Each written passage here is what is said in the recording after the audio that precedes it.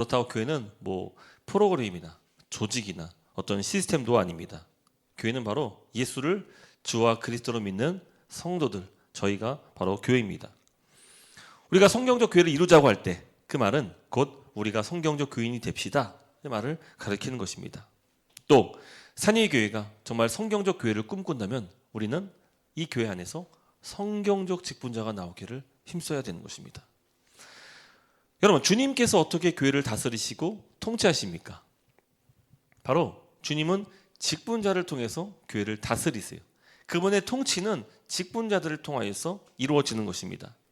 그래서 여러분, 우리가 정말 성경적 교회가 되기를 간절히 바랄 때 우리 한 사람 한 사람 모두가 성경적인 교인 될 수 있기를 간절히 소망합니다. 더 나아가서 이곳에서 정말 성경적인 직분자들이 많이 탄생할 수 있기를 간절히 소망합니다. 할렐루야. 여러분, 이 교회 안에는 정말 다양한 직분들이 있습니다. 그렇죠? 우리 집사, 장로, 목사, 권사, 권찰, 이외에도 서리 집사, 전도사, 교사, 속장, 구역장 등등 다양한 직분들이 있습니다. 이 교회에 다양한 직분들이 있는 이유는 바로 서로 다른 역할을 맡아서이지 이게 무슨 교회의 질서라든지 위계라든지 서열을 의미하는 것은 결코 아닙니다. 역사적으로 이 종교개혁자들은 교회의 정치를 개혁하면서 또 교리를 개혁하면서 직분의 체계도 완전히 개혁했습니다. 중세 로마 교회에서는 교황과 주교, 사제 이런 직분들이 있었잖아요. 근데 이런 직분 체계는 대부분이 다 이 권위를 의미한 권위와 위계를 반영합니다. 특히 서열과 질서가 위로 올라가면 올라갈수록 어떻습니까? 권력이 집중되고 권력이 그쪽으로 한쪽으로 치우치는 것이에요. 여러분, 권력이 한쪽으로 치우치는 것은 절대 건강한 것이 아닙니다. 항상 이 모든 것이 독재로 빠질 수 있기 때문이죠. 그래서 이 나라도 그렇고 정치도 그렇고 어느 한쪽으로 기울인다? 이 부패하고 이게 전형적으로 아주 잘못될 수 있는 그런 일이 되는 것이죠. 그래서 이 종교개혁자들은 이 교회의 권력이 한 곳으로 쏠리지 않도록 권력을 분산시켰습니다. 교회가 너무 한쪽으로 한쪽으로 집중되다 보면은 이것이 이제 잘못 부패하고 세속화가 될 수 있기 때문인 것이죠. 그래서 너무 권위가 한쪽으로 집중되는 것을 막기 위해서 이 권력들을 분산시켰던 것입니다. 그래서 종교 개혁자들은 교회 직분 체계를 완전히 바꿨어요. 교황, 사제 이런 거 다 없앴고 주교, 대주교 이런 거 다 없애버리고 성경적인 직분을 세우기 시작한 것이죠. 그래서 목사, 장로, 집사의 직분이 종교 개혁자들에 의해서 다시 회복되었습니다. 그래서 이 세 가지 직분을 주로 항존직이라고 부르는 겁니다. 항존직. 항존직이란 말은 뭐냐면요. 이 교회가 설립하면서부터 예수님께서 이 땅 가운데 재림하시기까지 항상 존재해야 할 직분이라는 것의 뜻을 갖고 있는 것입니다. 여러분, 오늘날에도 한국 교회는 목사, 장로, 집사를 대부분 교단들은 항존직으로 삼습니다.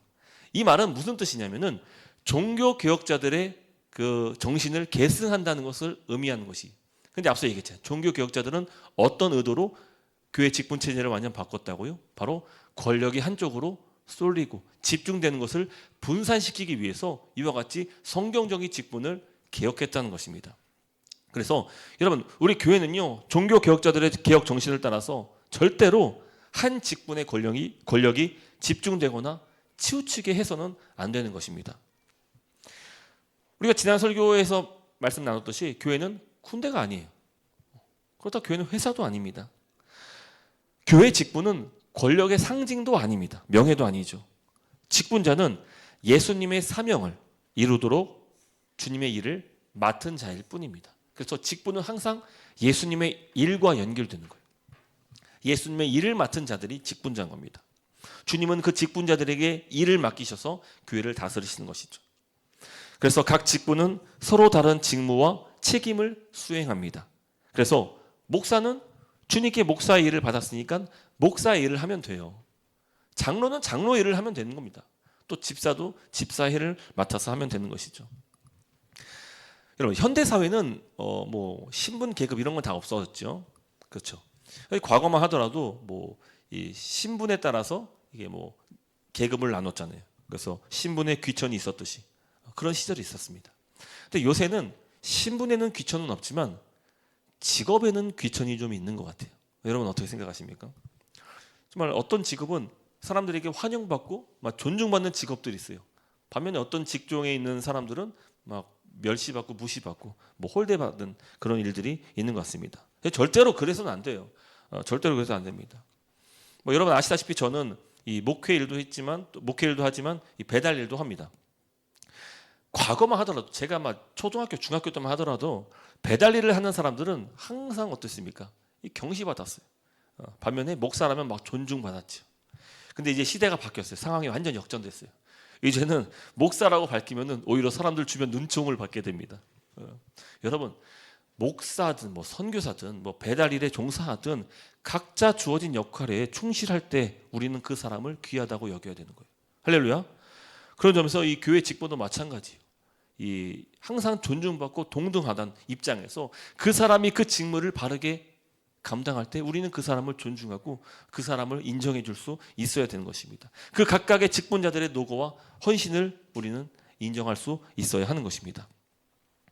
하지만 제 경험상 이건 뭐 지극히 제 경험이지만 제 경험상 그럼에도 교회에서는 항상 홀대받는 그런 직분이 있는 것 같아요. 아마 그런 직분은 교회 교육 전도사님이 홀대받지 않나 그런 생각을 합니다. 제가 경험을 했기 때문에 제가 잘 압니다. 여러분 사실 주님의 말씀을 근거로 하자면은 누가 가장 큰 자입니까? 우리가 여러 번 말씀 나왔지만 누가 가장 큰 자예요? 지극히 가장 작은 자 그리고 가장 섬기는 자가 주님께서 보시기에는 가장 큰 자인 거예요. 어쩌면 교회에서 가장 꾸준히 일을 도맡아 수고하는 분들이 교회 내에서 예수님이 인정하시는 가장 큰 자일 것입니다. 일반적으로 이 신대원 1학년쯤 되면은 대부분 다 교회 나가서 이제 신학생들이 사역을 하게 됩니다. 신학생들은요 학교에서 배울 수 있는 부분이 있지만 또 사역 현장에서 배울 수 있는 부분이 분명히 있습니다. 교회 현장에서 배울 수 있는 게 있죠. 그런데 대부분 사역을 나가면은 각종 크고 작은 일로 진짜 바빠집니다. 제 경험상 이 전도사님들은 사역에 나가면은 목회와 사역의 어떤 그 목회와 사역을 배울 수 있는 기회가 그렇게 많지가 않아요. 그래서 저는 우리 산위의 교회가 앞으로 우리 신학생들이 건강한 사역과 목회를 배울 수 있는 그런 장들을 좀 제공할 수 있는 그런 교회가 되기를 간절히 바라요. 그러기 위해서는요 우리의 결심이 필요해요. 우리 성도들은 가장 낮은 곳에서 수고하시는 전도사님과 또 다른 기타 직분자들의 노고에 늘 감사할 줄 알아야 하는 것입니다. 그렇죠? 그리고 함께 일을 도맡아서 동역할 줄 알아야 돼요. 저 사람 저거 하는 일이니까 저거 하는 역할이니까 그런 거 없어요. 누구 그런 것 없습니다. 우리가 함께 동역했을 때 우리가 그 일이 정말 소중하고 그 사람의 진가를 알 수 있는 것이. 그래서 여러분 좋은 교회에서 정말 우리가 정말 이 좋은 교회로서 거듭나기를 원한다면은 정말 지극히 작은 자의 그 헌신과 노고를 우리는 결코 잊어서는 안 되는 것입니다. 부디 우리 산위교회가 앞으로 정말 좋은 교회가 돼서 좋은 본이 될 수 있는 교회가 돼서 많은 어떤 뭐 신학생들이나 또 전도사님들에게 좋은 교회 또 좋은 목회와 사역을 배울 수 있는 그런 장들을 계속해서 마련할 수 있는 그런 교회가 될 수 있기를 소망합니다. 다시 말씀드리지만 교회 직분에는 귀천이 없습니다. 귀천이 없어요. 귀하고 천하고 그런 게 없어요. 모든 직분이 다 소중하고요. 그 이유는요. 모든 직분은 다 예수님께 받은 일이 있기 때문이에요. 사명이 있기 때문입니다. 여러분 교회는요. 모든 교회 일들은요. 바로 예수님께 받은 일을 담당하는 겁니다. 교회의 모든 사역은 주님을 대신하여서 사역하는 것입니다. 그리고 예수님께 받은 교회 사역은요. 크게 두 가지로 우리가 살펴볼 수가 있습니다. 첫 번째는요. 바로 말씀 사역입니다. 이 바로 주님께 받은 사역이. 그리고 두 번째는 자비 사역입니다. 여러분 잘 보세요. 목사는 주로 어떤 사역을 맡았습니까? 아마 말씀 사역을 더 주로 하게 될 것입니다. 그렇습니다. 목사는 말씀을 가르치고 또 성도를 양육하고 또 예배 이렇게 설교를 전하게 됩니다. 반면 집사는 어떤 사역에 초점이 맞춰져 있을까요? 자비 사역이에요. 자비 사역. 교회적 차원에서 가난한 이웃들을 돌보고 지원하고 구제하는 일, 혹은 뭐 교회나 뭐 교회 밖에 입원한 그 이웃들, 성도들을 찾아가서 뭐 간호한다든지 뭐 도움을 준다든지 그런 모든 일들도 포함될 것입니다. 장로는 어떨까요? 스코틀랜드 제2치리서를 보면은 장로의 사역을 다스림으로 요약합니다. 다스림. 그래서 여기서 말하는 다스림은 아마도 말씀으로 다스리는 역할을 이야기하는 것일 겁니다. 그래서 이 장로는 주로 성도들이 하나님 말씀을 따라 살아가는지를 잘 살피고 주일에 선포된 말씀을 따라 성도들이 잘 살아가도록 그런 역할을 맡습니다. 여러분 그렇다고 할지라도요. 여러분 목사가 말씀 사역에 치중한다 할지라도 그러나 목사 사역에는요. 함께 자비 사역에 동참할 때가 있다는 것입니다. 예를 들면은 아픈 성도를 직접 방문하고 신방하는 일, 목사가 그 일을 하는 것이죠. 또 상담이라든지 기도를 통해서 힘들고 지쳐있고 낙심한 성도들, 상처받은 성도들을 회복시키는 이와 같은 자비 사역도 또한 목사의 사역입니다. 여러분 집사도 마찬가지예요. 물론 집사가 주도적으로 교회에 자비 사역을 일을 하지만 그러나 집사도 때로는 말씀을 가르치면서 전합니다. 예를 들면은 소그룹에서 뭐 새신자들에게 말씀을 가르칠 수가 있어요. 교육할 수가 있습니다. 또 GBS 우리 교회 같은 경우는 GBS 리더 사역을 할 수도 있고요. 또 훈련받은 집사는 교회 학교나 또는 뭐 중고등부 부서에 가서 아이들에게 말씀을 가르칠 수도 있는 것입니다. 장로도 마찬가지예요. 주로 말씀 사역을 하겠지만 교회 각종 구제 및 자비 사역에도 함께 동참을 합니다. 특히 대부분 장로님들은 교회 어른이시잖아요. 또 교회 어른이시고 또 대부분 또 경제적으로 또 사회적으로 안정된 분들이다 보니까 교회가 자비 사역을 할 때 발생하는 그런 재정적인 측면들을 많이 담당을 하십니다. 여러분 이렇던 교회 모든 사역은요 항상 말씀 사역과 자비 사역이 결합된 형태로 이루어진다는 것이. 그래서 한쪽으로 너무 지나치게 치우치는 것은 바람직한 것이 아닙니다. 그래서 직분과 사역이 조화를 이루어서 함께 협력하면서 주님께서 우리에게 맡기신 두 가지 사역, 바로 말씀 사역과 자비 사역을 이루는 것이 중요한 것입니다. 저는 우리 교회가, 우리 산예교회가 말씀 사역도 잘하고 또 자비 사역도 잘하는 교회가 되기를 바라요. 균형 있게 잘할 수 있는 교회가 되기를 바랍니다. 그런 점에서 우리 산예교회는 하나님께서 특별한 은혜를 주셨어요. 특별한 환경을 제공해 주셨는데 그 뭐냐면은 첫 번째는 하나님께서 우리 산예교회가 말씀 사역에 성공적으로 일들을 잘 이룰 수 있도록 이 BLF 단체 그리고 말씀운동연합과 함께 연합해서 참여할 수 있는 그런 은혜를 주셨습니다. 여러분 이들 단체는요 대한민국에서 정말 손꼽을 정도로 말씀 사역을 정말 활발하게 하는 그런 단체들입니다. 이들 단체는 이 교회와 성도들에게는 이 말씀운동연합은 이제 1년에 2차례 수련회를 개최해가지고 성도들이 그 안에서 말씀으로 하나님 말씀을 배우면서 연구하면서 함께 말씀 안에서 교제할 수 있는 그런 장들을 제공을 합니다. 또 뭐 각종 뭐 세미나 등을 통해서 이 평신도 성도들에게 하나님 말씀을 가르치는 일들을 담당을 합니다. 또 이제 BLF 단체 같은 경우도 18개 전국에 있는 신학 대학원에 우리 목사님들이 2-3분 정도 이렇게 가셔가지고 실제로 신학생들에게 말씀을 가르치고 전하는 사역을 합니다. 함께 성경 연구를 가르치고 또 각종 신학 강좌들을 열어가지고 그분들이 정말 목회 현장에 나가서 사역 현장에 나가서 하나님 말씀을 잘 전할 수 있도록 이런 훈련을 담당하고 있습니다. 그래서 또 그뿐 아니라 이 BLF 지역 모임은 저와 같은 목사님들이 함께 각 지역에 모여가지고 매주 한 번씩 말씀을 연구하고 또 함께 교제하면서 협력하는 그런 일들을 함께 하고 있습니다. 아마 저희 산예교회도 올해부터 아마 이런 교회와 교회 간에 함께 지역 교회 간에 함께 협력하여서 함께 동역할 수 있는 이런 일들이 많이 있게 될 것입니다. 그래서 말씀 사역은 이렇게 잘 하면 되는 거예요. 또 두 번째 이 자비 사역은 우리 산예교회 협력교회 중 하나인 큰빈 은혜교회가 미국의 큰빈 은혜교회가 참 자비 사역을 잘하고 있습니다. 이전에 우리 이보 목사님께서 작년에 우리 교회 처음 오셔가지고 말씀 전하실 때 그때 틀어줬던 동영상 기억하십니까? 그 노숙자들 그 사역하는 그 영상을 우리에게 보여주신 적이 있는데 참 인상적이었습니다. 그렇죠?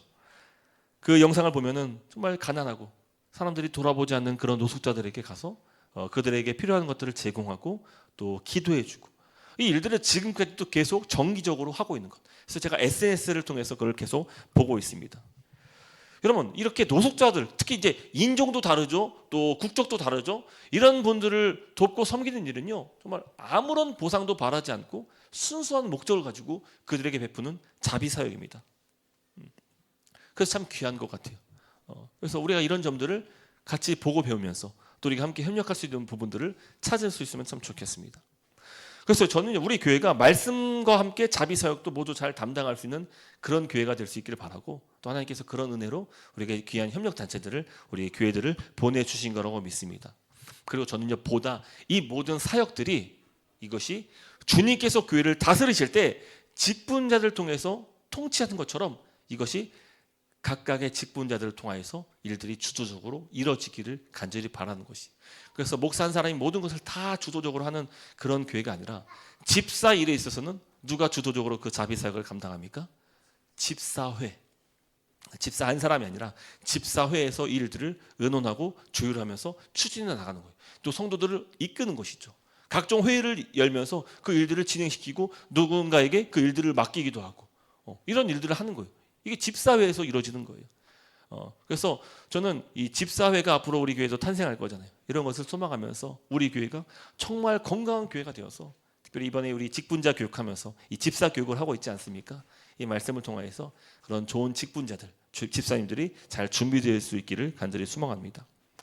여러분, 우리가 이 주변 단체를 통해서도 이런 말씀 사역이라든지 자비 사역을 배울 수 있지만, 무엇보다도 우리는 성경 말씀을 통해서, 특히 예수님의 사역을 통해서 이 두 가지 사역을 우리가 비춰볼 수 있습니다. 성경에 기록된 예수님 사역은 우리에게 큰 가르침을 줍니다. 예수님은 땅에 계신 동안 세 가지 주요한 사역을 이루셨습니다. 그 세 가지가 바로, 첫 번째가 가르침, 그리고 전파, 치유입니다.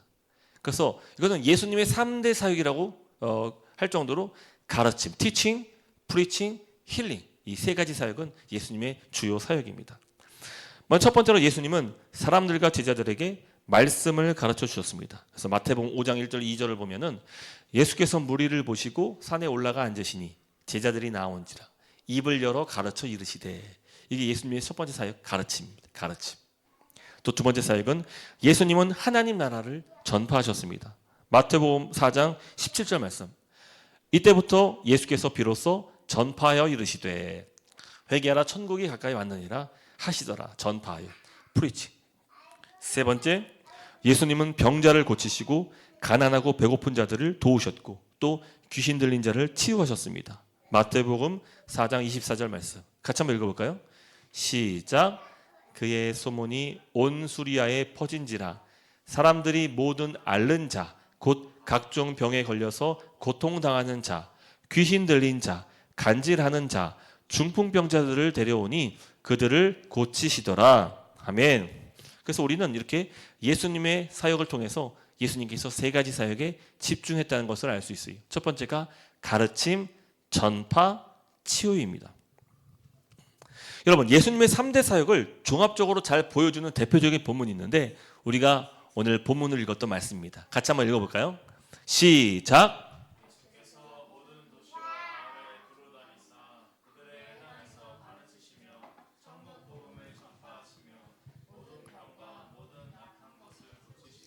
아멘. 여기 세 가지 사역 다 나오죠. 가르치시며 전파하시며 고치시니라. 예수님의 사역입니다. 여러분, 이런 예수님의 사역은 우리에게 중요한 것을 가르쳐 주는데, 바로 예수님께서 역시 이 땅에서 하셨던 사역이 말씀 사역이고 자비 사역이었다는 것을 알려주는 것입니다. 그래서 우리 교회가 지금 맡은 말씀 사역과 자비 사역은 이게 다른 사람의 사역이 아니라 예수님께서 실제적으로 하셨던 사역을 예수님께서 승천하시면서 이 모든 사역을 누구에게 위임한 겁니까? 교회에게 위임한 거예요. 이 땅에 교회가 이 일을 맡아서 하는 것이죠.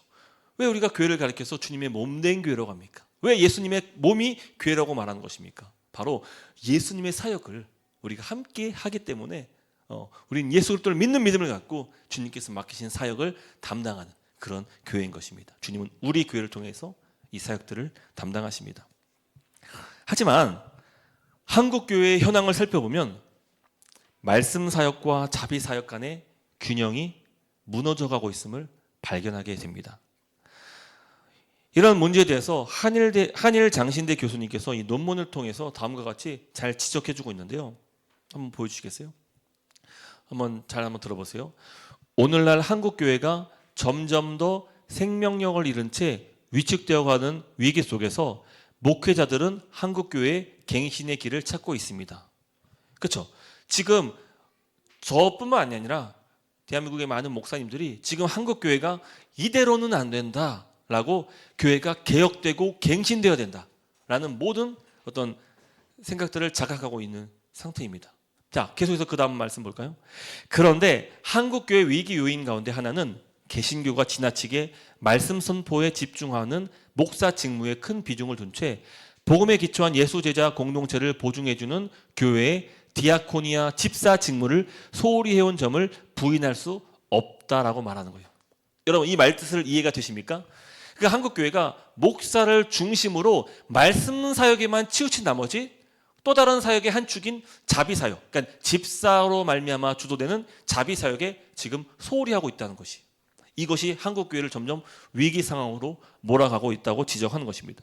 저는 이 부분에 매우 동감하는 바입니다. 한국 교회에서 목사가 주도적인 역할을 하면서 말씀 사역에 집중되는 경향은 저는 결코 부정할 수가 없어요. 이로 인해서 자비 사역을 맡은 집사의 역할을 제대로 인식되지 않고 있는 것이죠. 현실에서 집사는 어떤 일들을 맡아서 하십니까? 교회 내에서 굳은 일을 도맡던지 아니면 단순히 직분이 명예직처럼 인식되고 있는 것입니다. 사실 우리 산의교회도 비슷한 문제를 안고 있는 거예요. 우리 교회도 보면은 말씀 사역이 지나치게 강조되고 자비 사역의 한 축이 사실은 지금 잘 안 되고 있는 그런 상황입니다. 잘 안 된다기보다는 아직 시작을 하지 않고 있는 단계인 것이죠. 그래서 이 사역이 항상 어떻게 된다고요? 균형 있는 채 말씀 사역과 함께 자비 사역이 이루어져야 된다는 거예요. 왜요? 우리가 예수님을 통해서 이 본보기를 알 수 있는 것입니다. 여러분들이 봐왔던 교회 집사님들은 대부분 어떤 일에 종사하십니까? 교회에서 어떤 역할을 맡으십니까? 남자 집사님 같은 경우는 주로 차량 봉사를 많이 하시고, 또 교회 시설 같은 거 관리하시는 역할들을 맡으시고, 또 어머님들, 여자 집사님들 같은 경우는 식사를 제공하시고, 또 교회 청소 등 이런 업무에 주로 투입이 되고 있습니다. 여러분, 물론 이런 모든 일들은 정말 소중한 일이에요. 자, 누군가는 반드시 해야 될 정말 소중한 일입니다. 이걸 우리가 결코 소홀히 여길 수는 없는 것입니다. 반드시 해야 됩니다. 그렇지만 주님께서 집사에게 먼저 기대하시는 역할은 바로 자비 사역이라는 거예요. 구제 사역이라는 거예요.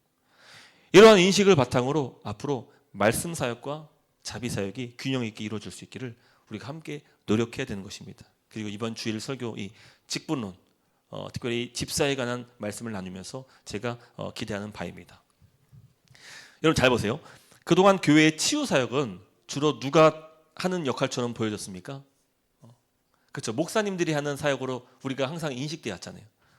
실제로 이 모든 치유 사역은 목사님 외에도 모든 직분이 함께 유기적으로 참여해야 될 그런 사역입니다. 잘 보세요. 예를 들면은 목사는 말씀을 가르치고 하나님 나라를 전파하는 일에 중점을 두지만 또 목사는 아픈 성도를 위해서 손을 얹고 기도를 해줍니다. 저는요 개인적으로도 이 기도를 받으면서 치유된 경험을 갖고 있기 때문에 또 제 주변에도 이 목사님의 기도를 통해서 치유받는 그런 사람들이 정말 많은 것을 알기 때문에 이 사역이 정말 필요한 사역이라고 저는 믿어요. 앞으로 저도 할 수만 있으면은 정말 이런 사역들을 좀 하고 싶어요. 근데 여러분 잘 보세요. 모든 환자가요 다 목사가 기도한다고 다 치유되는 것은 아니에요. 그렇잖아요. 교회 일부 성도는 치유를 받아요. 근데 모든 성도가 다 치유받는 것은 아니라는 거예요. 자, 그럼 이 문제를 어떻게 우리가 볼 겁니까? 아니 어떤 사람은 치유받고 어떤 사람은 치유받지 못해. 그러면 목사가 능력이 부족해서 치유받지 못한다고 생각할 겁니까? 아니면은 치료를 받는 성도가 믿음이 부족하기 때문에 치유가 안 된다고 생각할 것입니까? 주로 성도들은 후자 쪽에 가깝다고 생각하죠. 내가 믿음이 부족해서, 내가 믿음이 연약해서, 내가 주님께 잘하지 못해서 내가 치유받지 못했다. 그렇게 아마 낙심하게 될 것입니다. 근데요 여러분, 그것은 목사의 능력이 없어서도 아니고 성도가 믿음이 없어서도 아닌 거예요. 그런 문제가 아닙니다. 여러분, 교회 안에서의 치유는요 목사의 기도로도 나타날 수 있지만 주님은 목사의 기도 외에도 장로님이나 집사님의 사역을 통하여서 나타날 수 있는 것입니다. 한번 잘 들어보세요. 예를 들면은 지금은 이런 일이 많이 없지만 과거만 하더라도 의료 복지 시스템이 잘 되어 있지 않다 보니까 정말 어떤 성도들은 수술비가 없어가지고 수술을 받지 못해서 돌아가신 분들이 있었어요. 예전에는 정말 그런 분들이 있었습니다. 또 우리나라 노인 10명 중에 2명이 혼자 살고 있다고 합니다. 그분들 중에는 어떤 주변의 도움을 한 번 받지 못하고 혼자 쓸쓸하게 죽음을 맞이하는 분들이 있대요. 그래서 나중에 죽고 난 다음에 몇 달 후에 싸늘한 시체로 발견되는 이런 분들이 한국 사회에 정말 많이 있다고 합니다. 그러니까 이 고독사, 뭐 무연사라고도 하죠. 이런 걸 가리키는 거예요. 여러분, 도움의 손길을 받았다면 분명 조금 더 오래 사실 수 있었어요. 근데 아무 도움 받지 못해가지고 병원비가 없다는 이유로, 또 아무도 돌봐주지 않는다는 이유로 쓸쓸하게 죽음을 맞이하는 것이죠. 또 어떤 사람은 경제적인 어려움 때문에 진짜 위험한 일을 하다가 사고로 돌아가신 분들도 있어요. 여러분, 저는요, 교회에서 집사의 사역이 활발하게 이루어질 때 이와 같은 소외된 이웃들, 이분들을 치유하고 회복할 수 있는 일에 우리가 도움이 될 수 있다고 저는 그렇게 믿어요. 실제로 지금 많은 한국 교회들이요, 이 사역을 하고 있어요. 이게 지금 남의 얘기가 아니라 우리나라에서도 이런 사역들을 담당하는 교회들이 정말 많이 있습니다. 이 자비 사역들을 정말 활발하게 하는 교회들이 많이 있는 것입니다. 여러분, 목사가 안수 기도로 할 수 있는 치유 사역이 있다면은 집사와 장로님의 주도적으로 이와 같이 정말 교회가 발견하지 못하는, 목사가 친히 갈 수 없어 하는 그런 이웃들을 우리가 돌아볼 수 있고, 또 소외된 자들을 우리가 도울 수 있는 부분들이 분명히 있다는 것이, 이게 교회 사역을 통해서 분명히 자비 사역을 통해서 나타날 수 있는 것이죠. 그래서 여러분, 집사는요, 교회 안팎의 성도와 이웃의 아픔들을 돌아볼 수 있어야 돼요. 그래서 집사 사역 가운데 하나 뭐라고요? 신방이 있는 거예요. 신방. 그 가정에 무엇이 필요한지, 이 사람이 어떤 어려움을 겪고 있는지, 지금 어떤 곤경에 빠져 있는지를 신방을 통해서 이 일들을 알아차리고, 그리고 이것을 집사회와 함께 상정해서 그 내용들을 회의하고, 그리고 교회가 어떻게 도울지를 구체적으로 함께 의논하면서 그 일들을 실행해 나가는 것이. 근데 이게요, 목사가 일을 주도적으로 하잖아요. 대부분 목사님들은 다 데리고 와, 내가 안수해 줄게, 이걸로 그친다니까요. 그러니까 교회 내에서 목사님께서 하시는 그 말씀 사역이 정말 중요한데, 근데 그게 한쪽으로만 너무 치우치면은 집사가 해야 될 그 자비 사역을 우리가 놓칠 수 있다는 거예요.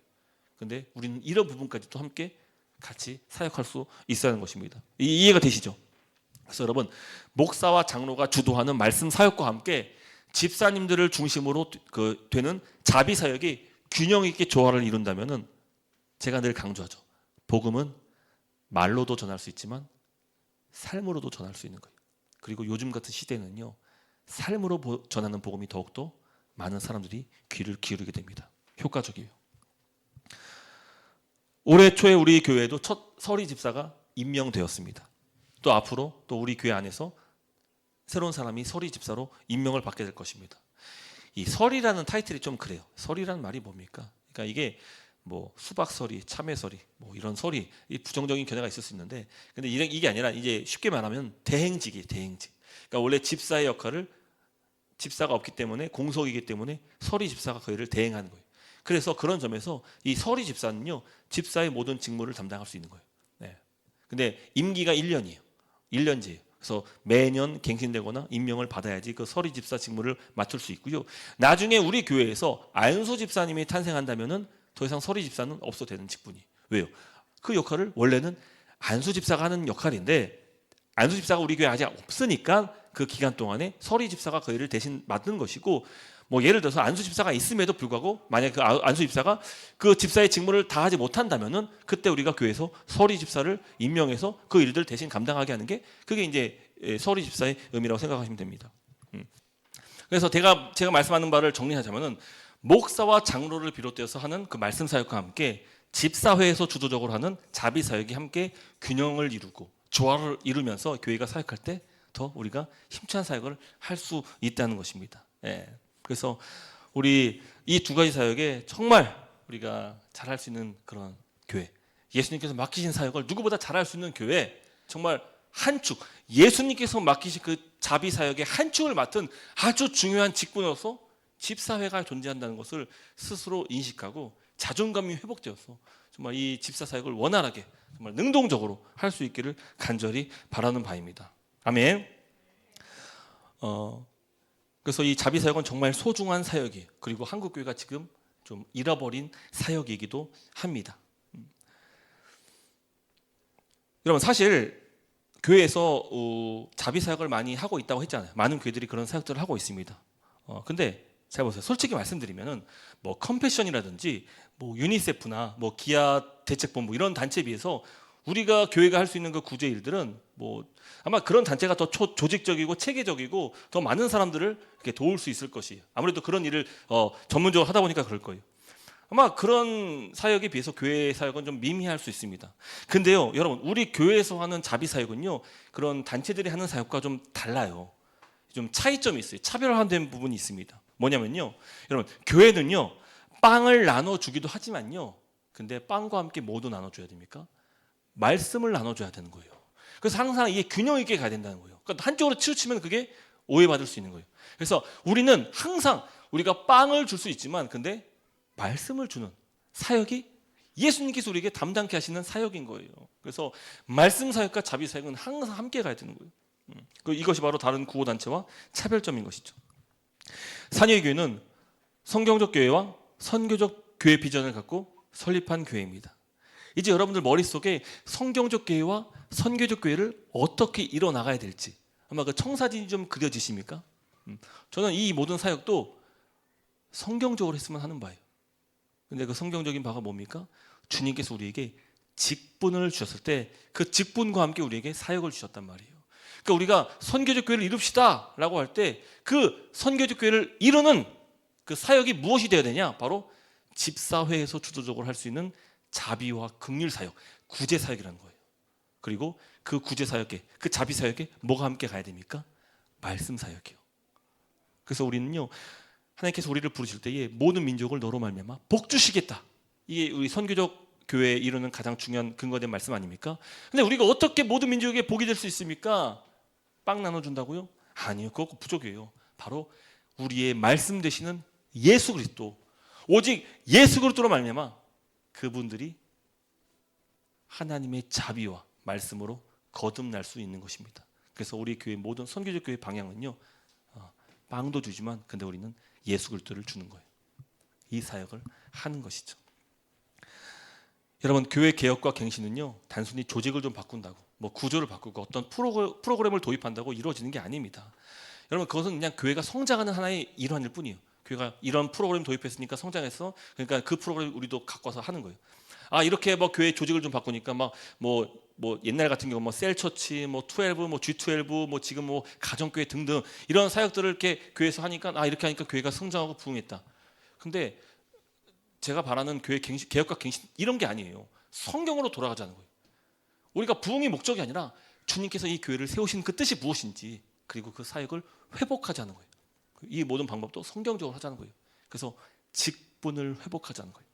지금 한국교회 전반적인 추세가 이 직분에 대해서 불신을 갖게 되니까 자꾸 직분을 없애자라는 그런 주의, 그리고 이 직분을 대체하는 그런 또 다른 직분들을 만들어내는 거예요. 이런 일들이 한국교회에서 비일비재하게 일어나고 있습니다.